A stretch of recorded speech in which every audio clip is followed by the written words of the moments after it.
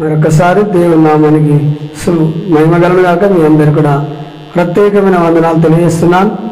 మరి ఈరోజు మనము ఒక భక్తుడైన ఏబేసు గొప్ప ప్రార్థన గురించి నేర్చుకుందాం. చెప్పండి, ఏబేసు గొప్ప ప్రార్థన గురించి నేర్చుకుందాం. ఆయన మంచి ప్రార్థన చేసినట్టుగా మనం చూస్తున్నాం. 9వ వచనం ఏమని రాసిందంటే, ఏబేసు తన సహోదరుల కంటే ఘనము పొందిన వాడై ఉండేను. వేదన పడి అతని కంటిని అతని తల్లి అతనికి ఏబేజు అని పేరు పెట్టాను. ఏబేజు ఇశ్రాయేలు దేవుని గురించి మొరపెట్టి, నీవు నన్ను నిశ్చయముగా ఆశీర్వదించి నా సరిహద్దులు విశాలపరిచి నీసే నా తోడుగా ఉండని దయచేసి నా కీడు రాకుండా దానిలో నన్ను తప్పించి అని ప్రార్థింపగా దేవుడు అతడు మనవి చేసిన దాన్ని అతనికి దయచేసాను. హల్లెలూయా. ఏబేజు అంటే బాధ కలిగించేవాడని అర్థం. చెప్పండి, ఏబేజు అంటే బాధ కలిగించేవాడని అర్థం. చూడండి, ఏబేజు తల్లి కన్నదాట. ఎట్లా కన్నా చూడండి, ఏబేజు తర్వాత తల్లి కానీ వేదంతో కన్నదాట. చెప్పండి, బాధతోటి ఏబేజు తర్వాత ఏబేజు తన సహోదరుల కంటే ఘనం పొందిన వాడై ఉండెను. వేదన పడి అతని కంటినని తన తల్లి అతనికి ఏబేజు అని పేరు పెట్టెను. ఏమని పేరు పెట్టింది? వేదనతోటి కష్టంతోటి ఆ బాబును కన్నందుకు ఆయనకు ఏం పేరు పెట్టింది? ఏబేజు అని పేరు పెట్టింది. ఏబేజు అంటే బాధ కలిగించేవాడు. చెప్పండి గట్టిగా, ఏబేజు అంటే బాధ కలిగించేవాడు. వినండి, ఈ ఏబేజు గురించి బైబిల్లో ఎక్కడ లేదు. ఈ 2 వచనాలనే రాసింది. ఈ 2 వచనాలనే రాయబడేది. ఎక్కడ కూడా ఆయన వంశవాళి కానీ ఆయన తల్లిదండ్రుల పేరు కానీ మరి ఎక్కడ కూడా లేదు. కానీ ఈయన గురించి ఎందుకు రాయబడ్డదో చూడండి. ఏబేజు అంటే బాధ కలిగించేవాడు అని అర్థం. పుట్టుక సమయంలో ఇతడు తన తల్లికి బాధ కలిగించాడు. మీ అందరికీ అర్థమైందా? ఇతడు పుట్టే సమయంలో అతని తల్లికి ఏం చేసిందట? బాధ కలిగించిందట. అయితే తన జీవిత కాలంలో దేవునికి ఆనందాన్ని కలిగించాడు. పుట్టుక సమయంలో ఏమో తల్లికి దుఃఖం కలిగించాడు. కానీ ఆయన జీవిత కాలం అంతా కూడా దేవునికి ఆనందం కలిగించాడట. ఏం కలిగించాడట? దేవునికి ఆనందం కలిగించాడట. దేవునికి 4 విషయాల కోసము అడిగి అన్నిటిని పొందాడు. ఇతడు అడిగినది దేవునికి ఆనందం కలిగించినట్టుగా ఉన్నాయి. ఇతడు తన సహోదరుల కంటే ఘనుడు అయ్యడానికి ఇదే ఆధారాలు. మరి ఇంకొక 9వ వచనం చూద్దాం. ఇతడు ఏమంటే 9వ వచనంలో, ఏబేజు తన సహోదరుల కంటే ఘనము పొందిన వాడై ఉండేను. ఘనుడున్నాడట. సహోదరుల కంటే ఘనుడైందట. చెప్పండి, సహోదరుల కంటే ఘనుడైందట. ఎందుకు మరి ఈయన ఘనుడైండు? దేన్ని బట్టి ఘనుడైండు? ఇతడు 4 విషయాల గురించి దేవునికి ప్రార్థన చేసిండు. ఎందుకు చెప్పండి? 4 విషయాల గురించి దేవునికి ప్రార్థన చేసిన ద్వారా దేవుడు అతని ప్రార్థన విన్నాడు. దేవుడు అతని ప్రార్థనకు జవాబిచ్చినాడు. తర్వాత సహోదరుల కంటే అతడు ఘనుడైనాడు. ఏమని చెప్పండి? సహోదరుల కంటే గొప్పవాడైనాడు. దేన్ని బట్టి? బంగారం సంపాదించినందుకు ఘనుడు కాలే, డబ్బు సంపాదించినందుకు ఘనుడు కాలే, మరి రాజ్యాన్ని పరిపాలించి ఘనుడు కాలే, లేక యుద్ధాలు చేసి ఘనుడు కాలే. అర్థమైందా? యుద్ధాలు చేసి ఘనుడు కాలే. కానీ దేని ద్వారా ఘనుడైండు? కేవలము దేవునికి 4 విషయాల గురించి ప్రార్థన చేసి ఘనుడైనాడు. హల్లెలూయా. ఒక గొప్ప ప్రార్థన చేసిన 4 విషయాల గురించి దేవునికి మొరపెట్టి తన సహోదరుల కంటే గొప్పవాడైనాడు. మీ అందరికీ అర్థమైందా? ప్రార్థన నిన్న ఒక గొప్పవానిగా చేయబోతుంది. చప్పలు పెట్టి భయపరిచిన. హల్లెలూయా. నీ జీవితంలో ప్రార్థన నిన్ను గొప్పవానిగా చేయబోతున్నది.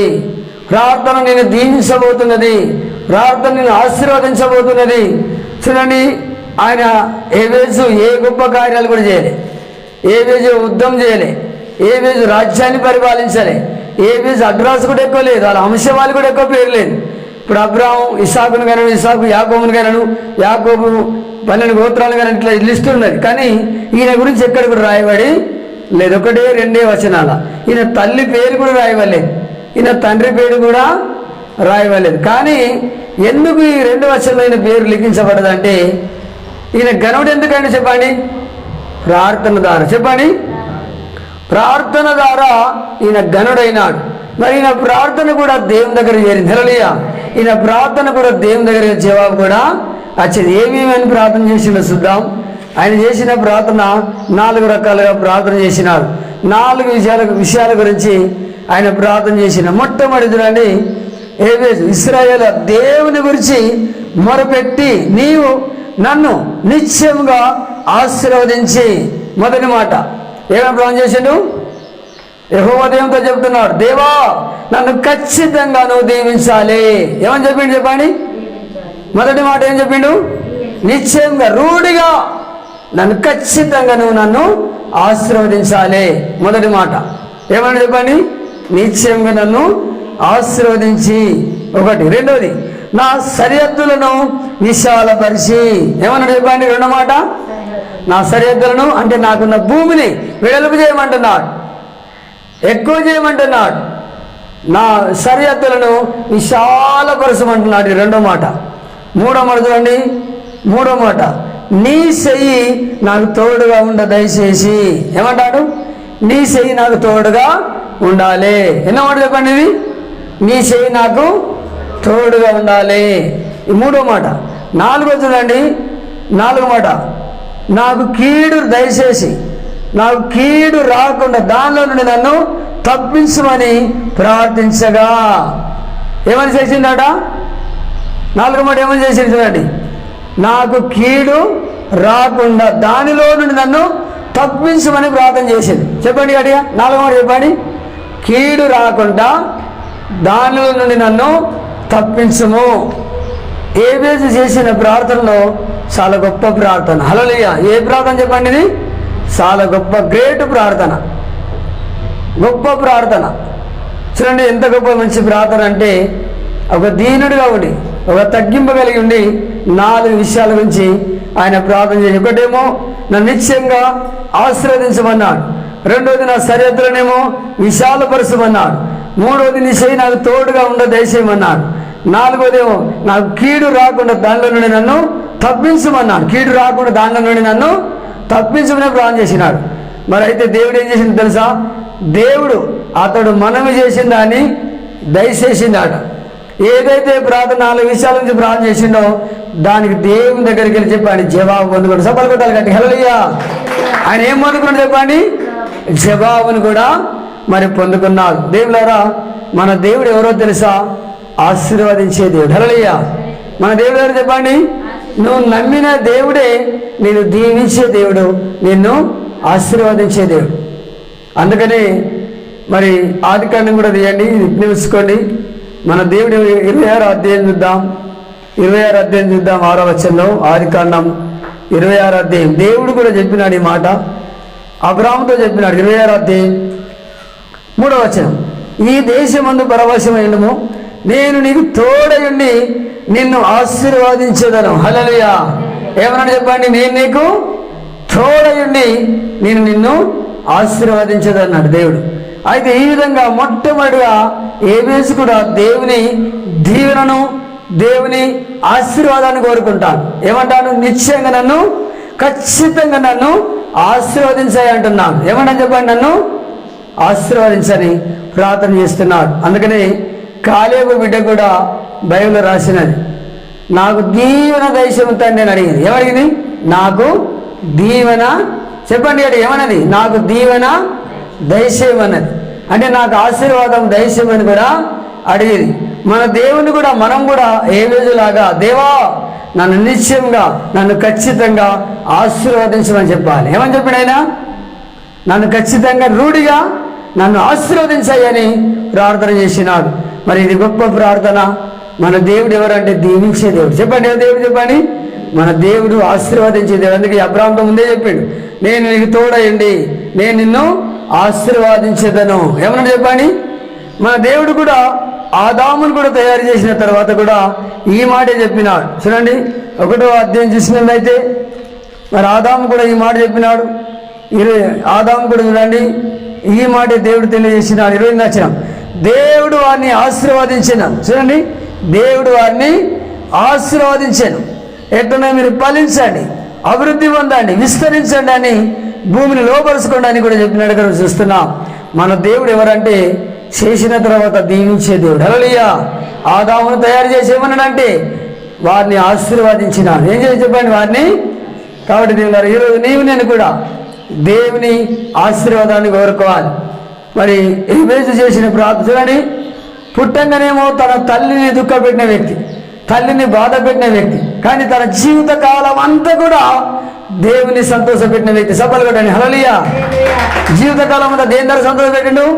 4 రకాలుగా ప్రార్థన ద్వారా ఘనుడైండు, 4 రకాల ప్రార్థన ద్వారా దేవునికి సంతోష పెట్టిండు. 4 విషయాల గురించి ప్రార్థన చేసిండు ఆయన. మొట్టమొదటిగా నన్ను నిశ్చయముగా ఆశీర్వదించమన్నాడు. రెండోదేమో నా సరిహద్దులను కూడా విశాలపరచమన్నాడు. మన దేవుడు ఇరుకును విశాలపరిచే దేవుడు. చెప్పండి, ఇరుకులో ఉన్న నిన్ను విశాలపరిచే దేవుడైనా, నిన్ను అభివృద్ధి చేసే దేవుడు, డెవలప్ చేసే దేవుడు, నిన్ను బాగు చేసే దేవుడైనా. కాబట్టి రెండోది నా సరిహద్దులను విశాలపరచమని చెప్పి, నా భూమిని సరిహద్దులను విడలుపు చేయమంటున్నాడు, విశాలం చేయమని కూడా చెప్తున్నాడు. కాబట్టి నా సరిహద్దులన్నీ కూడా అయ్యా విశాలపరచమని రెండవ మాట ప్రార్థన చేసిన. మూడోది అండి, నీ చేయి నాకు తోడుగా ఉండాలి. ఏమన్నా చెప్పండి, నీ చేయి నాకు తోడుగా ఉండాలి. దేవుడే తోడు లేకుంటే మనం దీవించబడలేం. దేవుడే తోడు లేకపోతే మనం బ్రతకలేం. దేవుడే తోడు లేకపోతే మనం ఆరోగ్యంగా ఉండలేం. అయితే దేవుడు అన్ని విషయాలు కూడా మనం తోడున్నప్పుడే మనం వర్ధిల్లుతూ ఉంటాం. హల్లెలూయా. ఏం కాదు చెప్పండి, దేవుడు తోడు లేకుంటే మనము బాగుపడలేం. కనుక మనకు దేవుడు తోడుండాలి. ఎవరున్నా చెప్పండి, దేవుడు తోడుండాలి. చూడండి, ఆదికాండం కూడా 39వ అధ్యాయం పెడతా, అక్కడ ఏం జరిగిందో పరిస్థితి అని. 39వ అధ్యాయం, ఆదికాండము 39వ అధ్యాయం చూద్దాం. 39వ అధ్యాయము 3వ వచనం. యెహోవా అతనికి తోడైండనని అతను చేసిందంతా అతని చేతిలో యెహోవా సఫలం చేసింది అతని యజమాని చూసినప్పుడు. చూడండి, యోసేపుకు దేవుడు తోడున్నాడు కాబట్టి ఆయన గుంటల పడ్డా ఏం కాలే, జైల్లో పడ్డా ఏం కాలే, ఎక్కడున్నా కూడా ఏం కాలే. పోతీఫారింటి గారు ఉన్నప్పుడు దేవుడు తోడున్నాడు కాబట్టి ఇతని బట్టి అతని ఇల్లును దీవించాడు. సఫలు కొట్టాలి కాబట్టి హల్లెలూయా. దేవుడు తోడుంటే నీకు దీవెన, దేవుడు తోడుంటే నీకు ఆశీర్వాదాలు, దేవుడు తోడుంటే నీకు భద్రత, దేవుడు తోడుంటే నీకు అన్ని రకాల ఆశీర్వాదాలే. కాబట్టి మనకి ఎవరితో ఉండాలి? దేవుడు మనకి ఏమి ఉండాలి? తోడై ఉండాలి. ఎప్పుడు తోడుంటాడు? యోసేపులాగా దీనత్వం, తగ్గింపు, వినయం మంచిగా ఉన్నప్పుడే, మరి ప్రార్థన పడుకున్నప్పుడే దేవుడు మనకు తోడుగా ఉంటాడు. ఏబేజు చూస్తే, పుట్టుకతో చూస్తే తల్లికి బాధ కలిగించాడు, కానీ తన జీవితాంతం దేవుణ్ణి సంతోషపెట్టిన వ్యక్తి. చూడండి ఏమంటాడు, యెహోవా యోసేపుకి ఏమైనాడట? తోడైనట్టుగా రాయబడ్డది. దేవుడు తోడున్నాడు కాబట్టి ఆయన దేవుడు కాపాడుతున్నాడు, దేవుడు అతన్ని దీవించినాడు, దేవుడు అతన్ని రాజుగా చేసినాడు. ఎందుకు? దేవుడు అతనికి తోడైనడు కాబట్టి. దేవుడు తోడు లేకుండా మనం ఒక క్షణం కూడా దీవించబడలేం, ఒక క్షణం కూడా బ్రతకలేం. అందుకే ఎంత చక్కటి మాట, దేవుడు అతనికి తోడై ఉండని రాయబడ్డది. దేవుడు అతనికి తోడై ఉండేదని రాయబడ్డది. మరి ఇంకా చూడండి, అతని యెహోవా యోసేపు నిమిత్తము ఐగుప్తుని ఇంటిని ఆశీర్వదించాడు. ఏమన్నాడు చెప్పండి? అతని ఇంటిని కూడా ఆశీర్వదించినాడు. కాబట్టి తెల్లారా ఈరోజు. అందుకని రెండోది ఏమంటాడు? రెండో మాట ఏం చెప్తాడు? మూడో మాట, నీ చేయి నాకు తోడుగా ఉండాలంట. దేవుడు తోడుంటే మనకు దీవెన, దేవుడు తోడుంటే మనకు ఆశీర్వాదం, దేవుడు తోడుంటే మనకు ఆరోగ్యం, దేవుడు తోడుంటే మనకు అన్ని మేలే జరుగుతూ ఉంటాయి. దేవుడు తోడు లేకుండా మనం ఏది కూడా సాధించలేం. ఇశ్రాయేలుకు దేవుడు తోడున్నప్పుడు జయం పొందేవాళ్ళు. ఏమంటే చెప్పండి? దేవుడు తోడినప్పుడు గెలిచేవాళ్ళు. దేవుడు తోడు లేకపోతే వాళ్ళు అన్ని విషయాలు కూడా వాళ్ళు ఓడిపోయేవాళ్ళు. దేవుడు తోడు మనందరికి కూడా తోడు ఉండాలని ప్రార్థన. ఇది మూడో మాట. నాలుగో చూడండి, నాకు కీడు రాకుండా దాని నుండి నన్ను తప్పించమని కూడా ప్రార్థించాడు. ఏం రాకుండా? నాకు కీడు రాకుండా మరి తప్పించమని కూడా ప్రార్థన చేసినాడు. కీడు అంటే చెప్పండి, మనకు కీడు చేసేవారు ఎవరు తెలుసా?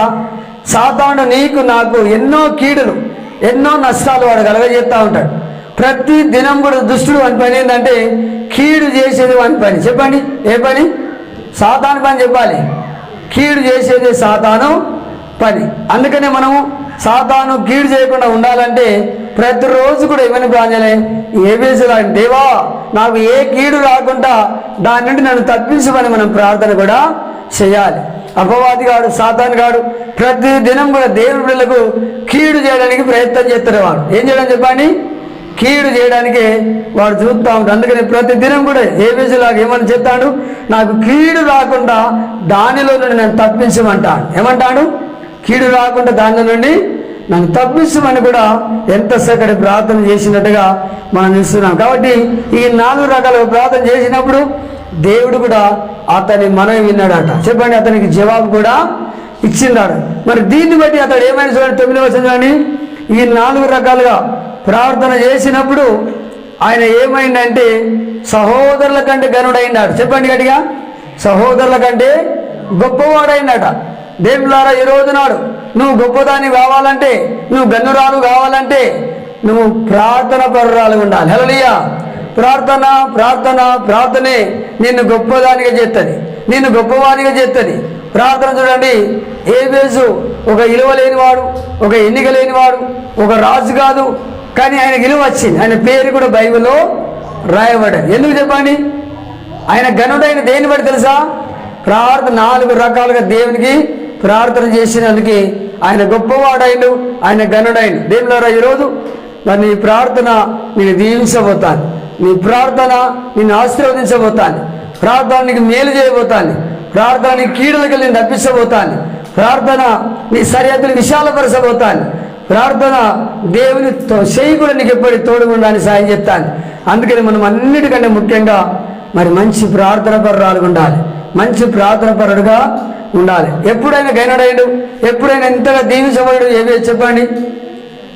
ఏమి లేనివాడు, ఒక నిరుపేద ఉండవచ్చు, ఒక కష్టంలో ఉన్న వ్యక్తి, బాధలో ఉన్న వ్యక్తి, శ్రమలో ఉన్న వ్యక్తి ఎందుకు ఇంత గొప్పవాడు అయిందంటే, ఆయన ఎందుకు ఇంత గనుడుగా చేసింది అందరికంటే అంటే ప్రార్థనే ఒక గొప్ప భక్తునిగా, ఒక గొప్ప వ్యక్తిగా తయారు చేసి ఈరోజు ద్వారా మనకు దీవెన రావాలన్నా, ఆశీర్వాదాలు రావాలన్నా, ఆరోగ్యం ఉండాలన్నా, మనం గొప్ప వాళ్ళం కావాలన్నా ప్రార్థన అనేది ఏబేసులు చేసిన గొప్పగా చేసిన ప్రార్థన నిన్ను నన్ను కూడా గొప్పగా తయారు చేయబోతాను. మనం ఎలా చేయాలి చూడండి. మరి మొదటి యోహాను పత్రిక చూడండి 5వ అధ్యాయం 14వ వచనం చదువుకుందాం. కాబట్టి మనం కలిగిన ధైర్యం ఏదనగా ఆయన చిత్తానుసారంగా మనం ఏమి అడిగినా ఆయన మనవి ఆలకించదండి. మనం ఏమి అడిగినా ఆయన మనవి ఆలకించదని మనము ఎరిగిన ఎలా. చూడండి ఎంత చక్కటి మాట అంటే, దేవుడిలారా మనం ఏం అడిగినా కూడా ఆయన చిత్తానుసారం కలగాలి. మన కలిగే ధైర్యం ఏంటంటే దేవుని చిత్తానుసారంగా నువ్వు ఏది అడిగినా కూడా అది దేవుడు నీకు దయచేస్తాడు. హల్లెలూయా. ఎట్లా అడగాలి చెప్పండి, ఏది అడిగినా కూడా దేవుని చిత్తానుసారంగా అడగాలి. అంటే నువ్వు ముందు దేవునికి ఇష్టం వచ్చిన అడగలేకపోతే, దేవుని చిత్తానుసారంగా లేకపోతే నీ ప్రార్థనకు జవాబు రానే రాదు. అందుకని మన కలిగే ధైర్యం చెప్తున్నాడు ఇక్కడ. ఆయన బట్టి మన దేవుని బట్టి మన కలిగే ధైర్యం ఏంటంటే ఆయన చిత్తానుసారంగా మనం ఏమి అడిగినా కూడా మనం వింటాడు. సరే సబ్బలు కొట్టి గట్టిగా భయపడతాం. దేవులారా నీవు నేను కూడా దేవుని చిత్తానుసారంగా ఉండి మనం ఏం అడిగినా కూడా ఆ మనవిని ఆ జవాబు మనం అందుకుంటా ఉంటాం. అందుకే ఈరోజు ఏబేసు ఎందుకు ఇంత గనుడైందంటే 4 రకాలుగా ప్రార్థన చేసిన ద్వారా సహోదరుల కంటే ఆయన గొప్పవాడైండు. ఆయన పేరు కూడా లిస్టులో బైబిల్లో పేరైన పేరు 4వ అధ్యాయంలో 9-10 వచనాల్లో రాయబడ్డది. మరి అందుకనే ఈరోజు నీవు నేను కూడా ఒక గనురాలు కావాలంటే, ఒక గొప్పదాని కావాలన్నా, గొప్పని కావాలన్నా, దీవించబడాలన్నా, ఆశీర్వదించబడాలన్నా, నీ మేలు జరగాలన్నా మరి నువ్వు 4 రకాలుగా ప్రార్థన చేయాలి. ఎందుకంటే చెప్పండి, ప్రార్థన పర్రాలకు ఉండాలి. చూడండి, ఒకటేమో నీవు నిశ్చయంగా నన్ను ఆశీర్వదించమని ప్రార్థన చేసింది. రెండవది నా సరిహద్దులను విశాలపరచమని ప్రార్థన చేసింది. మూడవది నీ చేయి నాకు తోడుగా ఉండ దయచేయమని ప్రార్థన చేసిండు. 4వది నా కీడు రాకుండా దాన్ని నన్ను తప్పించమని కూడా 4 రకాలుగా ప్రార్థన చేసి మనం కూడా ఇలాగనే ప్రార్థన చేసి గొప్పవారం అయిదాం, దీవించబడదాం, ఆశీర్వదించబడదాం, గణనమైదాం. దేవుడి మాటలు దీవించుగాక. ఆమేన్.